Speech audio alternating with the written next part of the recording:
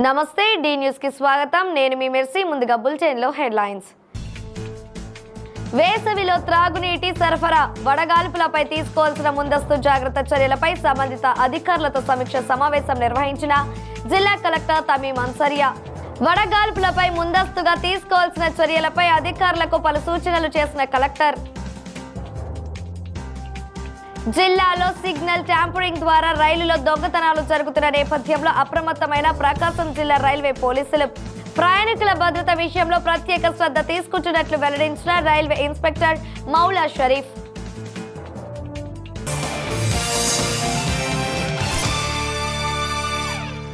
ఇక వివరాలకు వెళితే ప్రస్తుత వేసవి కాలంలో జిల్లాలో ఎక్కడ తాగునీటి సమస్య తలెత్తకుండా ముందస్తు చర్యలు చేపట్టాలని జిల్లా కలెక్టర్ తమీం అన్సరియా ఆదేశించారు.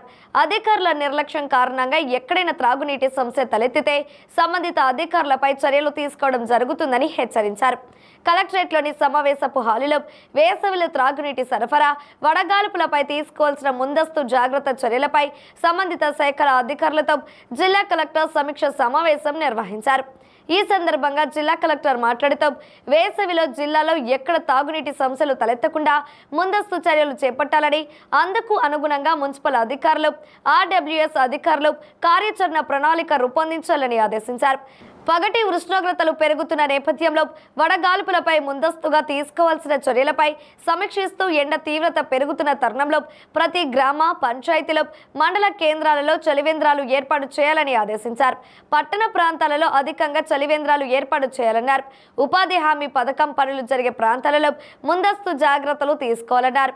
అధికారులంతా సమన్వయంతో పనిచేయాలని జిల్లా కలెక్టర్ సూచించారు.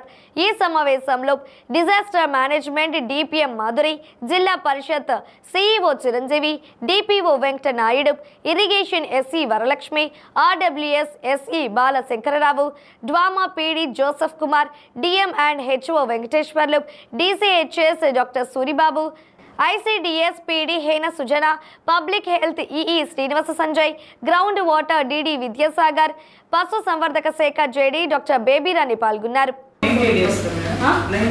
మీకు ఎన్ని రోజులు కావాలి మీరే చెప్పండి. నాకు లేదండి ఎప్పుడు కావాలి, డిమాండ్ ఎప్పుడు ఉంటుంది. ఈ సమ్మర్లో ఏ మంత్స్ నుంచి ఏ మంత్ మీకు కావాలో పెట్టండి. ఇప్పుడు ఏప్రిల్, మే, జూన్ ఇంకా పెరుగుతాయి. సో దానికి మీరు ఇప్పుడు తీసుకోవట్లేదు. ఇప్పుడు అంటే మనం ఇన్స్పెక్షన్ తీసుకున్నాం మేడం, అందుకు ఎక్కువ వచ్చింది మనకి ట్రిప్స్, ఇక పెరుగుతూ ఉంటుంది మేడం ఈ సంవత్సరం, ఈ నెల నుంచి. ఇప్పుడు ఏ మంత్ దాకా మీరు అప్రూవల్ తీసుకున్నారు? ఏప్రిల్ ఎండింగ్ దాకా తీసుకున్నారు. ఎండింగ్ దాకా ఇంతనే మీ ప్రొజెక్షన్ అంటే నెంబర్ ఆఫ్ అప్లికేషన్స్ 153. ఇంకా ఇప్పుడు ఏప్రిల్ మళ్ళీ ఇప్పుడు తీసుకుంటాను, మే జూన్కి నెక్స్ట్ పెడతాను. ఇప్పుడు ఏ మంత్స్ నుంచి మీరు ఆర్డర్ చేసి 1 యాప్లో తీసుకుంటున్నారు? ఫెబ్రవరి, మార్చి, ఏప్రిల్ ఇప్పుడు running. Okay. Who is the nodal persons? Everyday morning వచ్చి నాకు బ్రీఫ్ చేయాలి. ఎవ్రీడే మార్నింగ్ మీకు పేపర్లో ఒక్క incident, that is the clear cut instruction from the CM sir. మీరు చూసారా లేదా నాకు తెలియట్లేదు, కానీ ఎక్కడ కూడా ఒక్క ఇష్యూ ఎవరు కూడా రోడ్ మీద రాకూడదు, నాకు వాటర్ లేదు అనే సమస్య ఉండకూడదు. So you don't tell me అక్కడ పొలిటిక్స్ వల్ల అది చేశారు, ఇది చేశారు. నో, అవన్నీ దర్శక్తి కేంద్రం పెట్టాము. అక్కడే ఇరిగేషన్ డిపార్ట్మెంట్ నుంచి ఒకరు, ఆర్డబ్ల్యూఎస్ నుంచి ఒకరు, డోమా నుంచి ఉంటారు, గ్రౌండ్ వాటర్, ఇది 4 డిపార్ట్మెంట్ నుంచి ఎనీథింగ్ రిలేటెడ్ అండి. Keep your call centre also, ఇది వాటర్ రిలేటెడ్ అక్కడే make it is a functional centres. Anything related to water ఒక ఇది అది ఇంకా మీరు పాపులరైజ్ చేయలేదు అంతే కదా. ఒక నంబర్ ఇచ్చి ఎనీథింగ్ రిలేటెడ్ టు వాటర్ ఆ నెంబర్కు కాల్ చేస్తారు. రిజిస్టర్ మెయింటైన్ చేసి ఏ కంప్లైంట్స్ ఎవ్రీథింగ్ దాంట్లో రిజిస్టర్ చేసి ఎవ్రీడే ఒక బ్రీఫింగ్ నాకు ఇవ్వాలి. ఓకే. సో 4 డిపార్ట్మెంట్స్ నుంచి కూడా డెప్యూట్ 1% ఉంది డోమా ఆఫీస్. అక్కడ సెంటర్ ఉంది, అక్కడే ఉంటారు. సో వారు ఫంక్షన్గా ఉండాలి. It's your responsibility. అక్కడ వారు 4 డిపార్ట్మెంట్ నుంచి అక్కడ వచ్చేటట్టు మీరు చూసుకోవాలి. Okay. Make it function model. In fact even డిప్లో నుంచి కూడా ఒకరు అక్కడ కూర్చోబెట్టాయి. రాజ్ డిపార్ట్మెంట్ నుంచి మీరు ఏమేమి చేస్తున్నారు? మీ డిపార్ట్మెంట్ నుంచి అక్కడ నుంచి మీకు వచ్చిందా ఇన్స్ట్రక్షన్స్ వచ్చిందని? Panchayat secretaries, Sakala drinking water problem is not just the responsibility of the RWS, it's your responsibility also. So ఏ విలేజెస్లో వల్నరబుల్ పీపుల్ ఉన్నారో, ముఖ్యంగా SC STs, migrated populations members ఓట్లో ఎక్కడ కూడా మిస్ కాకుండా, if your panchayat secretary is taking care of that, there is nothing like that. So it's your responsibility also, not just RWS. దీంట్లో పని చేయండి, అంటే అన్నీ అవుతుంది, ఏం ప్రాబ్లం లేదని. బికాస్ ఈసారి అయితే చాలా చాలా సీరియస్గా ఈ ఒక్క పాయింట్ మీద చాలా సీరియస్గా చెప్పడం జరిగింది. There should not be any death related to either water borne disease, మీకు వెక్టర్ బార్న్ డిసీజ్ అది రాకూడదు. ప్లస్ హీట్ వేవ్ సంబంధించి ఏ డెత్ రాకూడదు. No, there should not be any human loss. Or water related ఎవరు స్ట్రీట్కి వచ్చి నాకు వాటర్ లేదని చెప్పకూడదు. ఈ 2 ఇన్స్ట్రక్షన్. సో మీరు అంత గట్టిగా మనము చేయాలంటే you have to be extra cautious. So every department should work in proper coordination అనేది ఉండాలి. అలా చేయగలిగితే it is like very much doable, అంత పెద్దది కాదు. సో దీంట్లో కూడా I would request you to form this. ఎవరైతే ఓల్డ్ ఏజ్ పీపుల్ ఉన్నారు కదా, ఇది జనరల్ ఇన్స్ట్రక్షన్స్ మీరు చెప్తున్నారు, బట్ వారు స్పెసిఫిక్గా మీరు కొన్ని పాయింట్స్ తయారు చేసి ఇస్తే I will talk to AD disable welfare ఉన్నారు కదా, వారికి వచ్చి వారికి ఒక మీటింగ్, వారికి సెపరేట్గా ఇది చేస్తాము. So that they will feel మన కోసం ఇది ఉంది అనేది. Same thing for pregnant ladies, morals ఇదే వస్తుంది, బట్ వారు స్పెసిఫిక్గా 1 or 2 పాయింట్స్ వస్తాయి.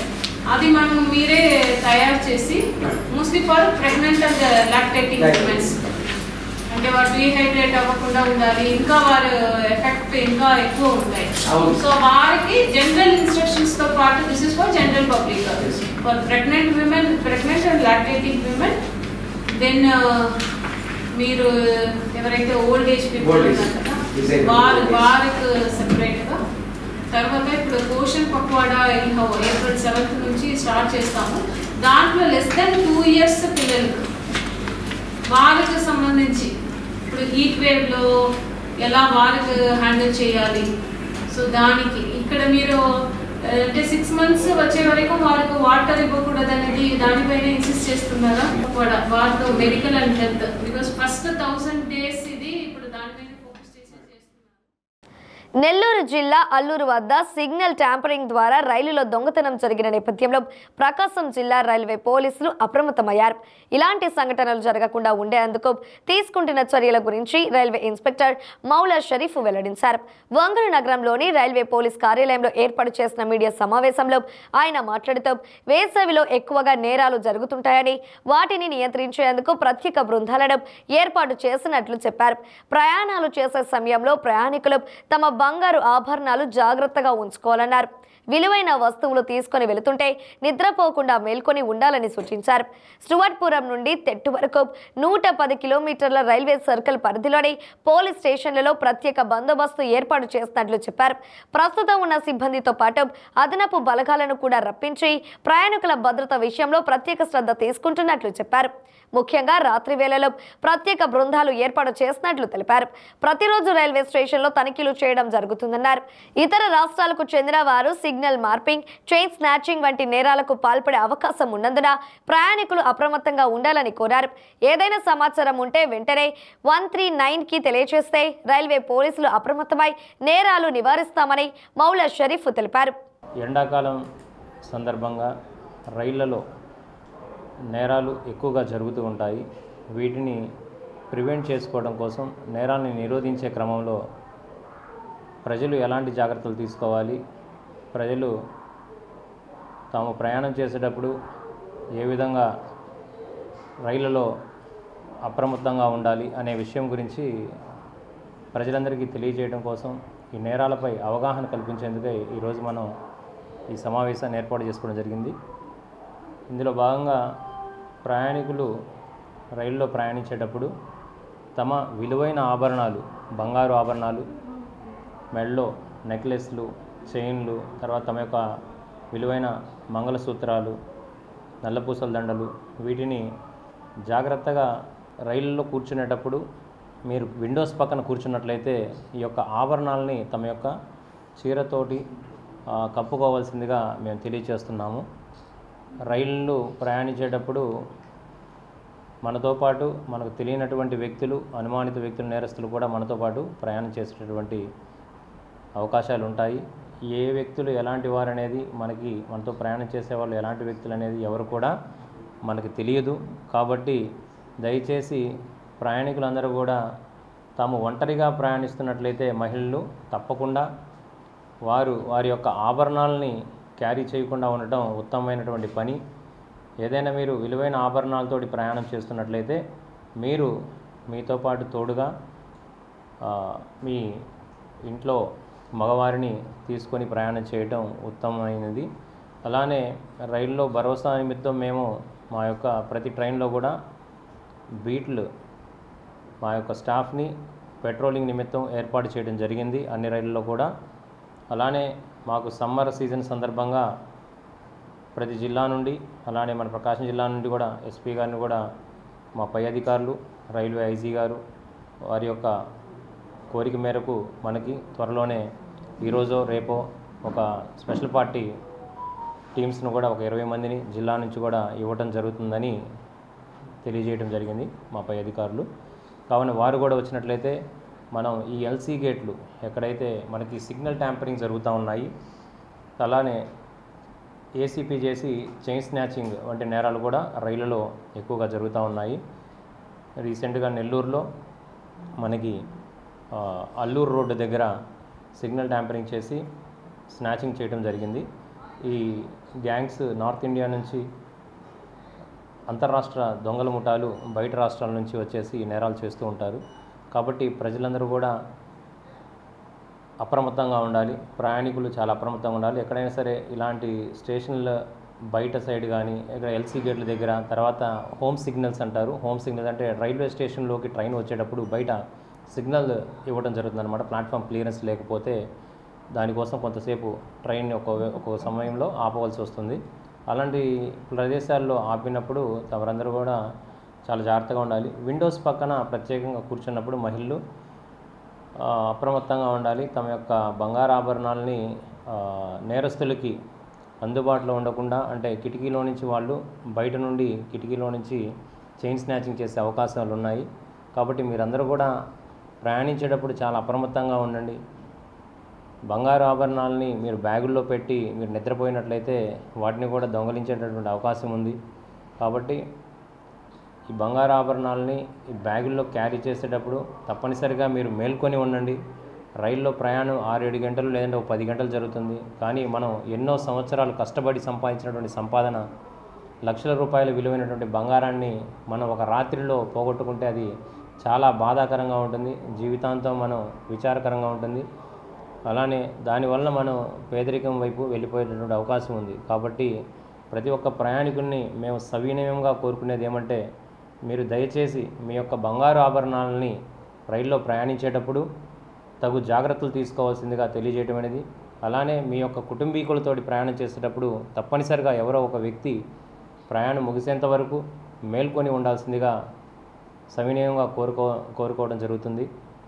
అలానే ఈ యొక్క రైల్వే స్టేషన్ బయట ఎక్కడైనా ఏసీపీలు జరిగినా, అంటే చైన్ పుల్లింగ్ చేసినా ఎవరైనా, అలాంటి సందర్భాల్లో మీరు నేరస్తులు ఎవరైనా లోపల చైన్ స్నాచింగ్ చేస్తున్నట్టయితే ప్రజలందరూ కూడా రైల్లో ప్రయాణం చేసే ఆ కంపార్ట్మెంట్లో ఉన్న వారందరూ కూడా వారిని నిలువరించేటటువంటి క్రమంలో వారిని ప్రతి ఒక్కరిని కూడా ఆపవలసిందిగా తెలియజేయడం అనేది.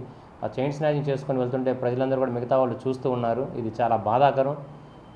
మన తోటి ప్రయాణికులకి ఏదైనా హాని జరిగేటప్పుడు సమాజంలో మన బాధ్యతగా పక్కన ఉన్నటువంటి వ్యక్తులు కూడా మీరు ఆ నేరస్తుని పట్టుకోవడానికి, లేదంటే కనీసం ఆ కంపార్ట్మెంట్లో ఉన్న డోర్లైనా వేసినట్లయితే, మీరు ఆ ట్రైన్లో కంపార్ట్మెంట్ డోర్లైనా వేసినట్లయితే వాళ్ళని నిలువరించేటటువంటి అవకాశం ఉన్నది. ఆ విధంగా మనం నేరస్తులను కూడా పట్టుకోవటానికి అవకాశం ఉంటుంది.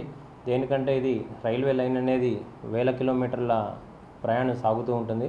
కాబట్టి ఎక్కడ ఎలాంటి వ్యక్తులు ఎక్కుతున్నారో మనకి తెలియకపోవచ్చు, ఎలాంటి వ్యక్తులతో మనం ప్రయాణం చేస్తున్నామో మనకు తెలియదు. కాబట్టి నేరాలు రైల్లో జరుగుతున్నప్పుడు ఉండేటటువంటి స్టాఫ్, మన బీట్ స్టాఫ్ కూడా ఉంటారు. మీరు వెంటనే రైల్లో ఎటువంటి ప్రమాదం జరిగినట్లయితే వెంటనే 139కి కాల్ చేసినట్లయితే తక్షణమే రైల్వే శాఖ స్పందించి అక్కడికి మన పోలీస్ సిబ్బందిని, ఆర్పీఎఫ్ సిబ్బందిని కూడా పంపడం జరుగుతుంది. మేము ఆర్పీఎఫ్ ఇద్దరు కూడా కోఆర్డినేషన్ తోటి ఈ బెయిట్స్ పెట్రోలింగ్ చేయడం జరుగుతుంది. అన్ని రైల్వే స్టేషన్లో మన యొక్క లిమిట్స్ బాపట్ల స్టువార్టుపురం నుండి తెట్టు వరకు మన పరిధి ఉంది. మన సర్కిల్ పరిధిలో ఒంగోలు రైల్వే స్టేషన్ అలానే Chirala railway police station 2 limits వస్తాయి. ఈ యొక్క పరిధి స్టువర్ట్పురం నుండి తెట్టు వరకు ఉంది. ఈ యొక్క 110 కిలోమీటర్లు ఉంటుంది సుమారు.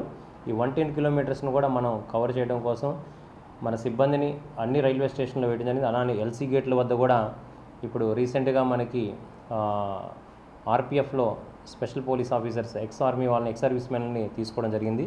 వారిని కూడా అన్ని ఎల్సీ గేట్ల దగ్గర తర్వాత రైల్వే స్టేషన్లో హోమ్ సిగ్నల్స్ దగ్గర ఏర్పాటు చేసి మీ ప్రయాణికులందరికీ భరోసా కల్పించే నిమిత్తం ఒంగోలు రైల్వే పోలీస్ వారు నిరంతరం రాత్రి వేళల్లో గస్తీలు తిరుగుతూ ఉంటాం. మేము రాత్రి వేళల్లో ప్రతిరోజు కూడా నేరాలు నిలువరించేందుకు నేరాలను నిరోధించే నిమిత్తం ప్రతి ఆఫీసర్ కూడా 24 గంటలు జిల్లా స్థాయిలో ఎస్పీ గారి వద్ద నుండి డిఎస్పీ గారు మేము మా కింద ఎస్ఐలు అందరం కూడా రాత్రి అంతా కూడా మేల్కొని ఈ సమ్మర్ సీజన్ అయిపోయేంత వరకు కూడా మీకోసం విధులు నిర్వర్తిస్తాము. అలానే ప్రజలు కూడా తమ యొక్క విలువైన ఆభరణాల కోసం తమ విలువైన వస్తువుల్ని కాపాడుకునే నిమిత్తం తగిన చర్యలు తీసుకోవాలని అప్రమత్తంగా ఉండాలని ఈ సందర్భంగా మీడియా ద్వారా మీ అందరికీ కూడా కోరుకుంటున్నాను. సంబంధించి సిగ్నల్ ట్యాంపరింగ్ జరిగింది. ఇవి రైల్వే స్టేషన్లో హోమ్ సిగ్నల్ అంటే రైల్వే స్టేషన్లోకి ట్రైన్ వెళ్ళేటప్పుడు ఆ యొక్క సిగ్నల్ ఇవ్వడం జరుగుతుంటుందన్నమాట. అక్కడ వీళ్ళు వైర్లు కట్ చేసి కానీ లేదంటే ప్లాట్ఫామ్ మీద గ్లూడ్ అటాచ్మెంట్ అనేది ఉంటుందన్నమాట రైల్వే పట్టాల మీద. ఆ పట్టాల మీద వీళ్ళు కాయిన్ పెట్టినట్లయితే దాని ద్వారా ట్రైన్ సిగ్నల్ అనేది మారుతూ ఉంటుందని ఆ విధంగా ఈ నేరస్తులు దాని మీద అవగాహన ఉన్నటువంటి నేరస్తులు ఇతర రాష్ట్రాల నుంచి వచ్చి ఈ నేరాలని ఆ టైంలో సిగ్నల్ మారటం వల్ల రెడ్ సిగ్నల్ వస్తుంది. రెడ్ సిగ్నల్ తోటి ట్రైన్ ఆగిపోతుంది. ట్రైన్ ఆగగానే ఈ అఫెండర్స్ రైల్లో ఎక్కేసి ఆల్రెడీ రైల్లో వీళ్ళు ప్రయాణిస్తూ ఉంటారు. ఒక టీం ఏమో ఇక్కడ సిగ్నల్ ట్యాంపరింగ్ చేయడానికి ఒక టీం ఉంటుంది. వాళ్ళు సిగ్నల్ ట్యాంపర్ చేయగానే వెంటనే లోపల ఉన్న నేరస్తులు వాళ్ళ యొక్క ఆల్రెడీ ప్రజలను గమనిస్తూ వస్తుంటారు దూరం నుండి. రైల్లో ఎవరి దగ్గర అయితే బంగారు ఆభరణాలు ఉన్నాయో ఏ కంపార్ట్మెంట్లు ఎక్కువ ఉన్నాయో వారిని చూసుకొని లేదంటే కంపార్ట్మెంట్కి ఒకరుగా విడిపోయి 3-4 కంపార్ట్మెంట్లో ఆ మహిళల యొక్క మెడలోని చైన్ని స్నాచింగ్ చేసుకొని ఆ సిగ్నల్ ఇచ్చిన దగ్గర దిగేసి పారిపోతూ ఉంటారు. కింద ఉన్నటువంటి వ్యక్తులు వీళ్ళని కాపాడే నిమిత్తం ఎవరైనా గేట్ల వద్దకు వచ్చినట్టయితే వాళ్ళ మీద స్టోన్ పెల్టింగ్ చేయడం జరుగుతూ ఉంటుంది. ఇలాంటి యొక్క నేరాలని మనం ప్రజలందరూ కూడా అప్రమత్తంగా ఉండి ఈ నేరాలని నిరోధించడానికి ప్రతి ఒక్కరు కూడా సహాయం చేయాలని చెప్పి కోరుకుంటున్నాను. జిల్లాలో వ్యవసాయ దాని అనుబంధ రంగాలపై దృష్టి సారించి ప్రతి రైతుకు ఖర్చు తగ్గించి అధిక ఆదాయం పొందేలా చూడాలని జిల్లా కలెక్టర్ తమీం అన్సారియా ఆదేశించారు. కలెక్టరేట్లోని సమావేశ మందిరంలో ప్రస్తుత ఆర్థిక సంవత్సరంలో వ్యవసాయం దాని అనుబంధ శాఖలో వృద్ధి రేటు పెంచేందుకు తీసుకోవాల్సిన చర్యలపై సమీక్షించారు. ఈ సందర్భంగా జిల్లా కలెక్టర్ మాట్లాడుతూ ప్రతి రైతుకు ఖర్చు తగ్గించి ఉత్పత్తి పెంచేలా తదనుగుణంగా అధిక ఆదాయం పొందేలా వ్యవసాయ శాఖ అధికారులు ప్రణాళికలు రూపొందించాలన్నారు. రైతుల్లో కూడా ఈ విషయాలపై అవగాహన కార్యక్రమాలు విస్తృతంగా చేపట్టాలన్నారు. వ్యవసాయ రంగంలో డ్రోన్ వినియోగాన్ని ప్రోత్సహించాలన్నారు. జిల్లాలోని ప్రతి మండలంలో ఒక గ్రామాన్ని ఎంపిక చేసుకొని ఇంటిగ్రేటెడ్ ఫార్మింగ్ విధానంలో ప్రకృతి వ్యవసాయం అవలంబించేలా కార్యాచరణ ప్రణాళిక రూపొందించాలన్నారు. జిల్లాలో ఉద్యాన పంటల అభివృద్ధికి మంచి అవకాశం ఉందని అందుకు అనుగుణంగా ఉద్యాన శాఖ అధికారులు కృషి చేయాల్సిన అవసరం ఉందన్నారు.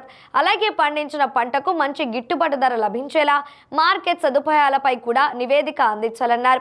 ఈ సమావేశంలో జిల్లా వ్యవసాయ శాఖ అధికారి శ్రీనివాసరావు, పశు సంవర్ధక శాఖ జేడి బేబీరాణి, హార్టికల్చర్ అధికారి గోపీచంద్, ఏపీఎంఐపి పిడి రమణ, ప్రకృతి వ్యవసాయ విభాగం అధికారులు పాల్గొన్నారు. ఒక ఏకరాకు మీరు drones without drones with drones అదే విధంగా లాస్ట్ వీసీ జరిగినప్పుడు డిప్యూటీ సీఎం గారు కూడా అడిగారు. అంటే ఒకే చోట్ల వారు ఫార్మింగ్ చేస్తారు, లైఫ్ స్టాక్ ఉంటుంది, వాళ్ళు మనం క్యాటిల్ షెడ్ వేస్తాము, అవి అన్నీ కూడా ఒకే పర్సన్ ఇంటగ్రేటెడ్ ఫార్మింగ్ మోడల్ మనము డెవలప్ చేయాలి. అది మనం ఇక్కడ ఎక్కడెక్కడ చేయవచ్చు. కొంతమంది ఫార్మర్స్ ఆల్రెడీ చేసుకుంటారు, మన నాలెడ్జ్ లేకపోవచ్చు. అంటే వారికి వాటర్ ఫెసిలిటీ పక్కనే ఉంటుంది, మనం నరేగా నుంచి ఇచ్చి ఉంటాము, అది కావాలంటే ఇక్కడ ఇస్తాము. తర్వాత లైఫ్ స్టాక్స్ మన దగ్గర నుంచే వాళ్ళు బెనిఫిట్ పొందిన వాళ్ళు ఉంటారు, ట్రిప్ వాడుకుంటూ ఉంటారు. అదేవిధంగా అక్కడ అగ్రికల్చర్లో బెస్ట్ ప్రాక్టీస్గా వారు యూజ్ చేస్తారు. అక్కడ ఉన్న కౌ డంగ్ అదే మాన్యువల్ యూస్ అగ్రికల్చర్కు వాడతారు, చేయవచ్చు. బట్ కానీ అక్కడ చేయకుండా వేరే క్రాప్స్ వేస్తున్నారు. అవి అన్నీ కూడా మీరు సర్వే చేసి ఒక బ్లూ ప్రింట్ మీ దగ్గర ఉండాలి. ఫస్ట్ థింగ్ యాజ్ సచ్ మన దగ్గర ఈ జిల్లాలో హార్టికల్చర్ క్రాప్స్ ఇంత ఏరియాలో మనం చేస్తున్నాం. రిజిస్ట్రేషన్ శాఖలో మార్పులు తీసుకువచ్చే దశలో భాగంగా రాష్ట్ర ప్రభుత్వం స్లాట్ రిజిస్ట్రేషన్ ప్రక్రియకు శ్రీకారం చుట్టింది. అందులో భాగంగా రాష్ట్ర స్టాంప్స్ అండ్ రిజిస్ట్రేషన్ శాఖ మంత్రి అనగాని సత్యప్రసాద్ రిజిస్ట్రేషన్ ప్రక్రియను లాంఛనంగా ప్రారంభించారు. ఒంగోలు రిజిస్ట్రేషన్ శాఖ కార్యాలయంలో నేటి నుంచి నూతన స్లాట్ రిజిస్ట్రేషన్ ప్రక్రియ ప్రారంభమైంది. మొదటిలో కొంత సర్వర్లు మోరాయించడంతో ప్రక్రియ కొంత ఆలస్యమైంది. ఈ సందర్భంగా రిజిస్ట్రేషన్ శాఖ డీఐజీ పుష్పలత మాట్లాడుతూ స్లాట్ సిస్టమ్ ద్వారా రిజిస్ట్రేషన్ ప్రక్రియ ప్రారంభమైందని, 1 గంటలోనే ఒక రిజిస్ట్రేషన్ జరిగిందని ఆమె వివరించారు. రోజుకి సుమారుగా 70 నుంచి 76 రిజిస్ట్రేషన్లు చేసుకునే అవకాశం ఉంటుందని అన్నారు. స్లాట్ బుక్ చేసుకున్న వారు ఆ సమయానికి రిజిస్ట్రేషన్ కార్యాలయానికి చేరుకొని ఆన్లైన్లో దరఖాస్తులకు పరిశీలించి వేలిముద్ర వేయడం ద్వారా వెంటనే రిజిస్ట్రేషన్ ప్రక్రియ పూర్తి అవుతుందని తెలిపారు. ప్రభుత్వం తీసుకువచ్చిన ఈ సరికొత్త విధానం ద్వారా రిజిస్ట్రేషన్ ప్రక్రియ సులభతరంగా ఉంటుందని వారు అభిప్రాయం వ్యక్తం చేశారు.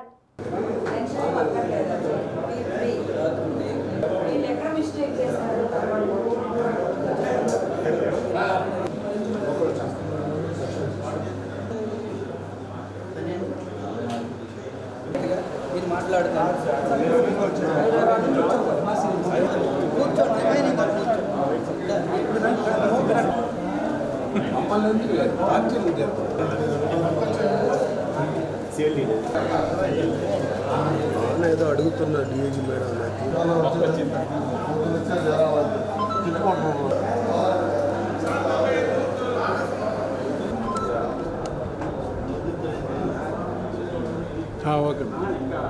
ఈ రోజు నుంచి ఒంగోలు రిజిస్ట్రార్ ఆఫీస్ కార్యాలయంలో స్లాట్ బుకింగ్ ద్వారా రిజిస్ట్రేషన్ ప్రక్రియ మొదలుపెట్టాము. దీనివల్ల ప్రజలకి త్వరితగతిన రిజిస్ట్రేషన్లు అవుతాయి. స్లాట్ బుకింగ్ను ప్రస్తుతం ఆర్ఓ ఒంగోలులో 2 సబ్ రిజిస్ట్రార్లు ఉన్నారు. దానికి సంబంధించి 78 స్లాట్లు బుక్ చేసుకోవచ్చు. ఇన్ కేస్ ఏదైనా ప్రాబ్లం వచ్చి స్లాట్ బుకింగ్ ద్వారా అవ్వకపోతే మళ్ళీ వాళ్ళు రీషెడ్యూల్ చేసుకోవచ్చు. సో ఈ విధానాన్ని అందరూ కూడా అనుసరించి మీరందరూ కోఆపరేట్ చేస్తామని ఇది ఈరోజు ఈ స్లాట్ బుకింగ్ వల్ల మాకు చాలా ముందు టైం సేవ్ అవుతుంది. అది ఫ్యూచర్లో అందరికీ ఇలానే టైం సేవ్ అయితే అనుకుంటున్నాను. ఎందుకంటే గంటకి 5-6 అన్నారు కాబట్టి ఆ టైం కాల్ వచ్చేస్తారు, చేసుకుని వెళ్తారు. సో ఇది ఖచ్చితంగా అందరికీ ఉపయోగపడుతుంది. అర్హులైన పేదలకు 2 సెంట్ల నివాస స్థలం ఇవ్వాలని కోరుతూ జిల్లా కలెక్టర్ కార్యాలయం వద్ద ఈ నెల 10వ తేదీ మహాధర్నా నిర్వహిస్తున్నట్లు సిపిఐ జిల్లా కార్యదర్శి ఎంఎల్ నారాయణ అన్నారు. ఒంగోలు సిపిఐ కార్యాలయంలో సంతృతలపాడు సిపిఐ కమిటీ సమావేశం నిర్వహించారు. ఈ సందర్భంగా ఆయన మాట్లాడుతూ గత ప్రభుత్వం పేద మధ్య తరగతి ప్రజలకు సెంటు భూమి లెక్కన అర్హత పత్రాలు ఇచ్చిందని, వాటికి సంబంధించిన పట్టాలు ఇవ్వలేదని నారాయణ అన్నారు. తర్వాత అధికారంలోకి వచ్చిన కూటమి ప్రభుత్వం 2 సెంట్లు ఇస్తామని చెప్పి ఇంతవరకు దాన్ని ఊసే ఎత్తడం లేదని విమర్శించారు. ఈ నెల 10వ తేదీన సిపిఐ రాష్ట్ర కార్యదర్శి రామకృష్ణ గత వైసీపీ ప్రభుత్వం ఇచ్చిన భూముల పరిశీలనకు వస్తున్నారని తెలిపారు. అనంతరం కలెక్టర్ కార్యాలయం వద్ద జరిగే ధర్నాలో ఆయన పాల్గొంటారని వెల్లడించారు. ధర్నాలో శివారు ప్రాంతాలైన పేర్నమిట్ట, అగ్రహారం, కార్మిక నగర్, ఇతర ప్రాంతాలకు చెందిన నివేశన స్థలాలు లేని నిరుపేదలందరూ హాజరవుతున్నారని, ధర్నా అనంతరం జిల్లా కలెక్టర్కు వినతి పత్రం అందించడం జరుగుతుందని పేర్కొన్నారు. ఈ కార్యక్రమంలో సిపిఐ జిల్లా కార్యదర్శి వర్గ సభ్యులు ఆర్ వెంకట్రావు, నగర సిపిఐ కార్యదర్శి కొత్తకోట వెంకటేశ్వర్లు, సంతృతలపాడు మండల కార్యదర్శి బుల్లి తదితరులు పాల్గొన్నారు. మొన్న ఈ మధ్య గత వారం రోజుల క్రితం విజయవాడలో జరిగిన కలెక్టర్ల సమావేశంలో కూడా మరొకసారి పట్టణ ప్రాంతాల్లో వాళ్ళకి 2 సెంట్లు, గ్రామీణ ప్రాంతాల్లో వాళ్ళకి 3 సెంట్లు ఇళ్ల స్థలాలు ఇవ్వాలి. అలాగే ఇంటి నిర్మాణం, అందరికీ ఇల్లు లేని పేదలందరికీ ఇంటి నిర్మాణం చేయాలి. రాబోయే 5 సంవత్సరాల కాలంలో దానికి కావాల్సిన ప్రణాళికలు సిద్ధం చేయడానికి పెద్ద ఎత్తున కలెక్టర్ల సమావేశంలో కూడా ముఖ్యమంత్రి గారు మాట్లాడారు. ఒంగోలు నగరంలో గత ప్రభుత్వం హయాంలో ఇచ్చిన 22,000 మందికి పట్టాలు ఇచ్చారు. ఈరోజు వాళ్ళ దగ్గర పట్టా కాగితాలు ఉన్నాయి. తిరిగి ఈ ప్రభుత్వం అధికారంలోకి వచ్చిన తర్వాత గత ప్రభుత్వం ఇచ్చిన పట్టాల్లో చాలామంది అనర్హులు ఉన్నారు. ఈ అనర్హుల జాబితా ఎక్కువ ఉంది కాబట్టి మొత్తం అన్నిటినీ రద్దు చేసేసి, ఆ జాబితా మొత్తాన్ని రద్దు చేసి కొత్తగా మేము తయారు చేస్తాము, ఎంక్వైరీ చేస్తామని చెప్పి పట్టణంలో విచారణ బృందాలను పెట్టి మొత్తం టౌన్లో అన్ని వార్డులు, అన్ని ప్రాంతాల్లో విచారణ చేస్తున్నారు. మేము అడుగుతున్నాం, ఈరోజు ఎవరికి పట్టా ఇవ్వాలన్నా పట్టా అప్లై చేసుకునే వాడికి రేషన్ కార్డు లేకపోతే ఆధార్ కార్డు ఆధారంగా పట్టా ఇస్తున్నారు. ఆధార్ కార్డుని మనం అప్లోడ్లో ఆధార్ నంబర్ని నొక్కితే ఎవరైతే లబ్ధిదారు ఉన్నాడో లబ్ధిదారుల జాతకం అంతా వస్తుంది. ఆధార్ కార్డు ఆధారంగా ఇచ్చిన వాటిలో అనర్హులు ఉన్నారనే దాన్ని అంటే అది అధికారులు తప్పు చేసినట్టు తప్ప ప్రజలు తప్పు చేసినట్టు కాదు. కాబట్టి మేము కమ్యూనిస్ట్ పార్టీగా డిమాండ్ చేస్తుంది ఏంటంటే, ఏదైతే ముఖ్యమంత్రి గారు హామీ ఇచ్చారో పట్టణ ప్రాంతాల్లో 2 సెంట్లు ఇస్తామని, ఆ 2 సెంట్లని గతంలో అగ్రహారం దగ్గర ఇచ్చిన 1 సెంటుని ఎన్హాన్స్ చేసి వాటన్నిటిని మళ్ళీ తిరిగి 2 సెంట్లుగా మార్చి లబ్ధిదారులందరికీ మళ్ళీ తిరిగి పట్టాలు ఇవ్వాలి. వాళ్ళకి ప్రభుత్వం ఏదైతే చెప్పిందో 4 లక్షలు ఇస్తామని చెప్పి ఆ 4 లక్షలతో పాటు మరొక 1 లక్ష కలిపి 5 లక్షల రూపాయలు ఇస్తే ప్రతి పేదవాడు ఇల్లు నిర్మాణం చేసుకోవడానికి, అప్పు లేకుండా ఇల్లు నిర్మాణం చేసుకోవడానికి అవకాశం ఉంటుందని కమ్యూనిస్ట్ పార్టీగా పెద్ద ఎత్తున రాష్ట్ర వ్యాప్తంగా పోరాటం జరుగుతోంది.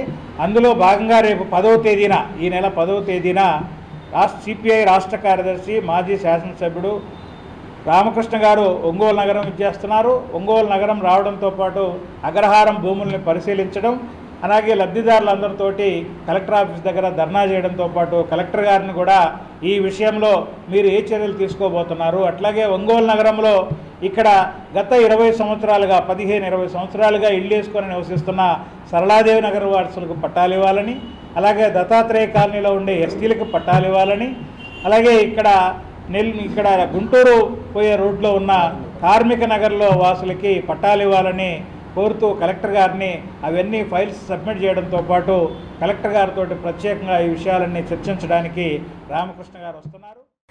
ధర్మస్థల మంజునాథేశ్వర ట్రస్ట్ కెనరా బ్యాంక్ సౌజన్యంతో ఒంగోలులోని భాగ్యనగర్ నందు నిర్వహిస్తున్న రూట్ సెట్ నందు గ్రామీణ యువతలకు టైలరింగ్ నందు ఉచిత శిక్షణను అందిస్తున్నట్లు సంస్థ డైరెక్టర్ శ్రీనివాసరెడ్డి తెలిపారు. ఈ నెల 11వ తేదీ నుంచి ప్రారంభమయ్యే ఉచిత టైలరింగ్ శిక్షణ 30 రోజుల పాటు జరగనుందని అన్నారు. శిక్షణ నందు ఉచితంగా నివాసంతో పాటు భోజన వసతి కల్పిస్తున్నట్లు ఆయన వెల్లడించారు. ఆసక్తి గల గ్రామీణ మహిళలు సంబంధిత పత్రాలతో రూట్ సెట్ నందు సంప్రదించాలని శ్రీనివాసరెడ్డి కోరారు. మన ఒంగోలు రూట్ సెట్లో మన ఉమ్మడి ప్రకాశం జిల్లాకు చెందినటువంటి నిరుద్యోగ యువతకి 64 కోర్సులో ఫ్రీగా ట్రైనింగ్ ఇస్తూ ఉంటామండి.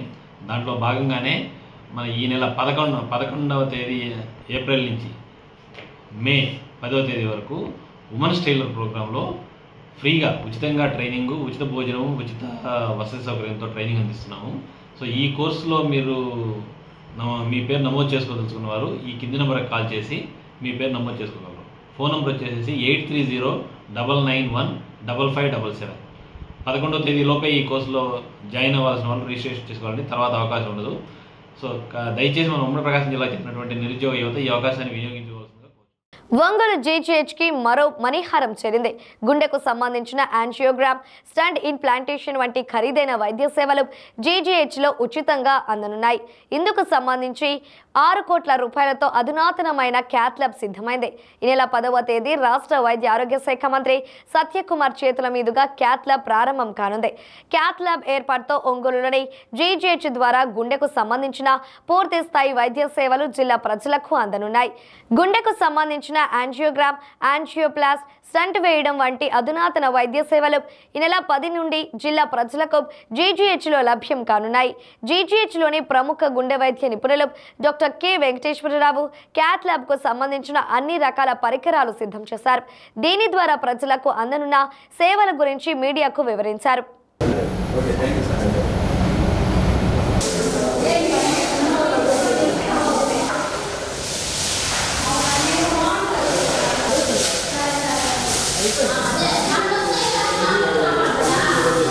నేను గత 5 సంవత్సరాలుగా మన జీజీహెచ్ ఒంగోలులో గుండె పరంగా వైద్య సేవలు అందిస్తూ ఉన్నాను. మొదట్లో నేను జాయిన్ అయిన కొత్తలో కోవిడ్ కారణంగా మేము కార్డియాలజీ సర్వీసెస్లో ఈసీజీ ఒపీనియన్స్కి మాత్రము, రెండవది 2D ఈకో సర్వీసెస్ గుండె స్కానింగ్ రిపోర్ట్లకి పరిమితమై ఉన్నాము. ఇంకేమైనా శస్త్రచికిత్సలు చేసేటప్పుడు గుండె పరంగా ఫిట్నెస్లు ఇవ్వడానికి సహకరించాను. గత కొంతకాలంగా మన ప్రభుత్వము ఈ గుండెకు సంబంధించి గుండెపోట్ల గట్టి దృష్టి సారించింది. దాన్ని మనం స్టెమీ ప్రోగ్రామ్ కింద గుండెపోటుకి అవసరమైనటువంటి ఇంజెక్షన్ టెనిక్టిప్లేజ్ అనేది అందుబాటులో తీసుకొచ్చింది. ఈ టెనిక్టిప్లేస్ ఇంజెక్షన్ వల్ల ఎమర్జెన్సీ గుండెపోటుని మనం ఇంజెక్షన్ ఇచ్చి కొంతవేర ప్రాణాపాయం నుంచి తప్పించగలుగుతాము. ఆ తర్వాత గుండెపోటు వచ్చిన పేషెంట్కి యాంజియోగ్రామ్ పరీక్ష అనేది చేయాలా. అది చేసిన తర్వాత అవసరాన్ని బట్టి యాంజియోప్లాస్టీ అనేది చేయాలి. దానికి అవసరమైన పరికరంనే మనం ఆపరేషన్ థియేటర్ కాంప్లెక్స్నే క్యాత్ ల్యాబ్ అంటాం. ఈ క్యాత్ ల్యాబ్ వసతిని మన ప్రభుత్వం మనకి GGH ఒంగోలు వారికి సమకూర్చింది. ఇది దాదాపుగా 6 crores పైన ప్రాజెక్టు. దీన్ని మనం చాలా సంతోషించాలి. మన ప్రభుత్వం దీన్ని గత నెల జనవరిలో పూర్తి స్థాయిలో ఎలక్ట్రికల్ వర్క్స్ కానీ, సివిల్ వర్క్స్ కానీ, శానిటేషన్ డిపార్ట్మెంట్ కానీ అందరూ కూడా వాళ్ళు చేయాల్సినటువంటి కార్యక్రమాలన్నీ కూడా పూర్తిగా నిర్వర్తించారు. దీన్ని మన ప్రభుత్వం మన ప్రకాశం జిల్లా ప్రజలకు అందుబాటులో తీసుకురావడం కొరకు ఈ యాంజియోప్లాస్టీ అనేది ఒకప్పుడు మన ఒంగోలు ప్రాంత ప్రజలు ఒంగోలు నుంచి గుంటూరుకి ఎక్కువగా వెళ్ళేవాళ్ళు. ఈ క్యాత్ ల్యాబ్ పరికరాన్ని మనం ఓపెన్ చేయడం వల్ల యాంజియోగ్రామ్స్ కానీ యాంజియోప్లాస్టీ కానీ మన ఒంగోలు GGHలోనే జరగబోతున్నాయి. దీన్ని మన ప్రభుత్వం ఈ నెల 10వ తారీఖున ఓపెనింగ్ చేద్దామని ఆలోచన చేస్తున్నది. మన హెల్త్ మినిస్టర్ గారు, మన జిల్లా ఎమ్మెల్యే వారు మరియు మంత్రులు, జిల్లా కలెక్టర్ గారు, మా హాస్పిటల్ సూపరింటెండెంట్ గారు, ప్రిన్సిపల్ గారు వీళ్ళందరూ ఆధ్వర్యంలో ఈ నెల 10వ తారీఖున ప్రారంభించాలని ఆలోచన చేస్తున్నారు. కాబట్టి దీన్ని మన జిల్లా ప్రజలు, ముఖ్యంగా పేద ప్రజలు దీని యొక్క అవసరాలని, దీని యొక్క ఉపయోగాలని సద్వినియోగం చేసుకోవాలని కోరుకుంటున్నాను. క్యాత్ ల్యాబ్ అనేది యాంజియోగ్రాము, యాంజియోప్లాస్టీస్కి వాడుతుంటారు. ఇది మన ప్రభుత్వము ఆరోగ్యశ్రీ కింద అన్ని విధాలుగా పేద ప్రజలకి ఉచితంగా చేయబడుతున్నాయి. కాబట్టి ఈ యాంజియోగ్రాము, యాంజియోప్లాస్టీ అనేది మన ప్రభుత్వం ద్వారా ఆరోగ్యశ్రీ పథకం ద్వారా మన NTR భరోసా పథకం కింద మీకు సేవలు అందుబడతాయి. సుమారుగా ఇంతని మనం ఖర్చు చెప్పలేం, కానీ అది వాళ్ళ యొక్క హాస్పిటల్ సామర్థ్యాన్ని బట్టి, వాళ్ళ యొక్క హాస్పిటల్, ప్రైవేట్ హాస్పిటల్ వాళ్ళ యొక్క సామర్థ్యాన్ని బట్టి వాళ్ళు నిర్ధారిస్తారు.